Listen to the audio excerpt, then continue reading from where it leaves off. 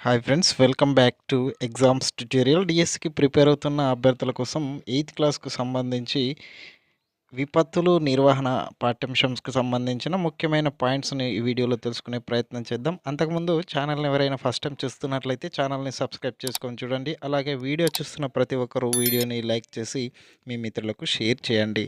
అలాగే exams tutorial Telegram ఛానల్లో TET డిఎస్సికి సంబంధించి కరెంట్ అఫైర్స్ అలాగే పీడిఎఫ్ నోట్స్ను కూడా షేర్ చేయడం జరుగుతుంది. ఎవరైనా ఇంట్రెస్ట్ ఉన్న వాళ్ళు గ్రూప్లో జాయిన్ అవ్వండి. దీనికి సంబంధించిన లింక్ అనేది క్రింద డిస్క్రిప్షన్లో ఇవ్వడం జరిగింది, గమనించాలి.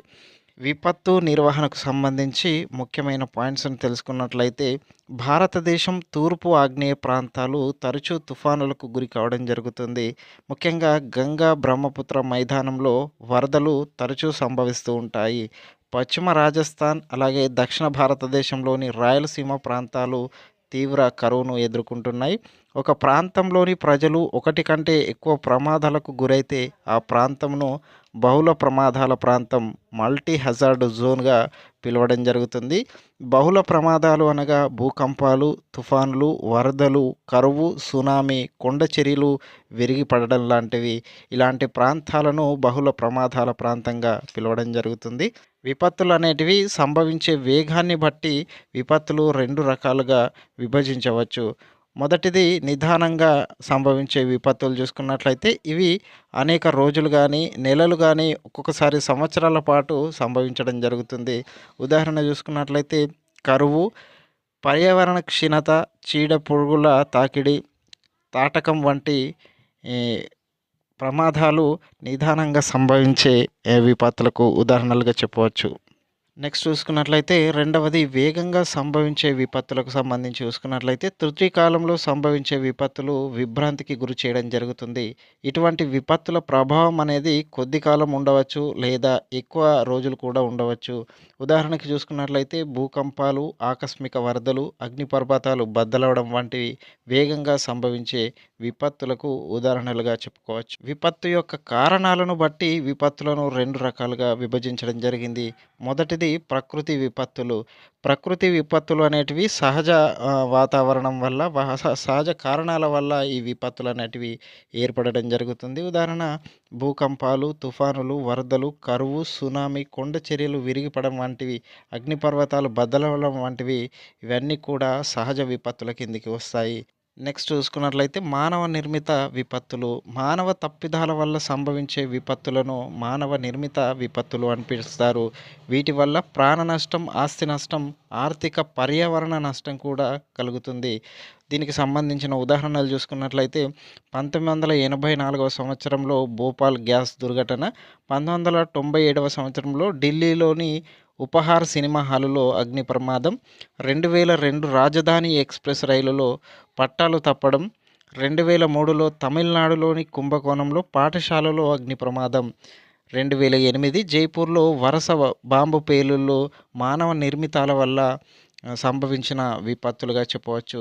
నెక్స్ట్ చూసుకున్నట్లయితే విపత్తుల ప్రభావాన్ని నివారించడానికి, తగ్గించడానికి లేదా వాటి నుంచి కోలుకోవడానికి దోహదం చేసే విధి విధానాలనే విపత్తుల నిర్వహణగా చెప్పవచ్చు.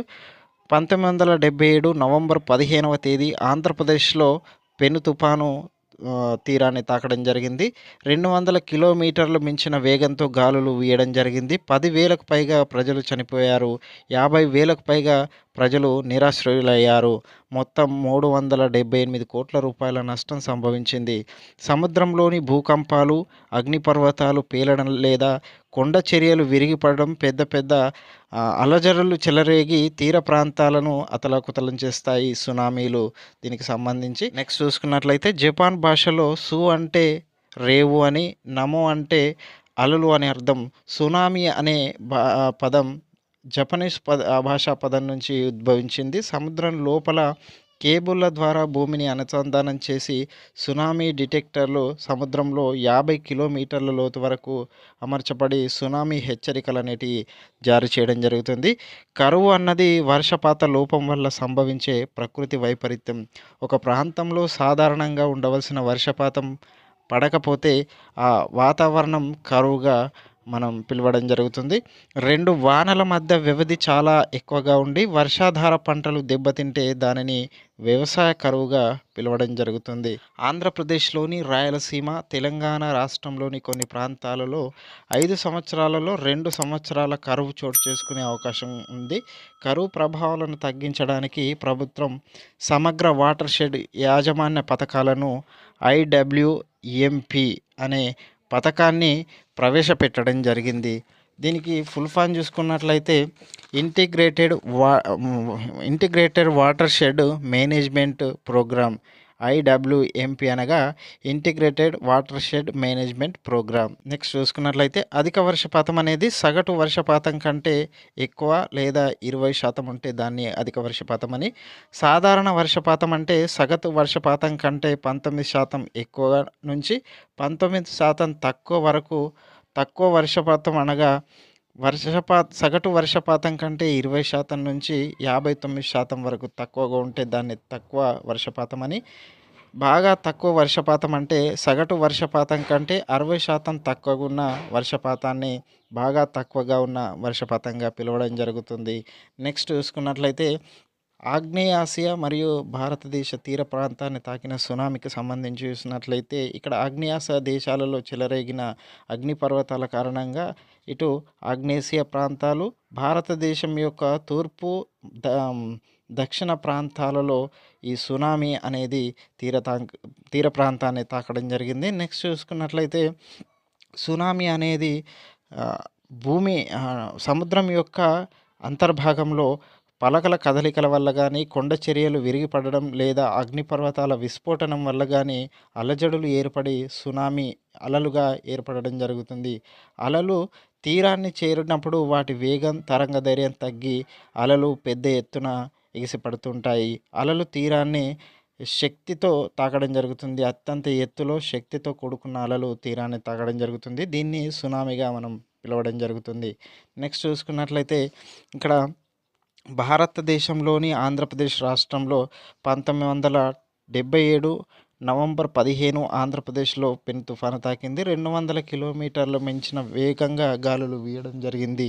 దీనిలో 50,000కు పై నిరాశ్రయులయ్యారు. 10,000కు మంది పైగా చనిపోవడం జరిగింది. దీనికి సంబంధించి ఇక్కడ డాటా కూడా ఇవ్వడం జరిగింది. నెక్స్ట్ అత్యవసర స్పందన, సహాయం, విపత్తు నిర్వహణ దశలు అనేటివి దీనికి సంబంధించి ఇవ్వడం జరిగింది. ఒకసారి టెక్స్ట్ బుక్లో చూసుకునే ప్రయత్నం చేయండి.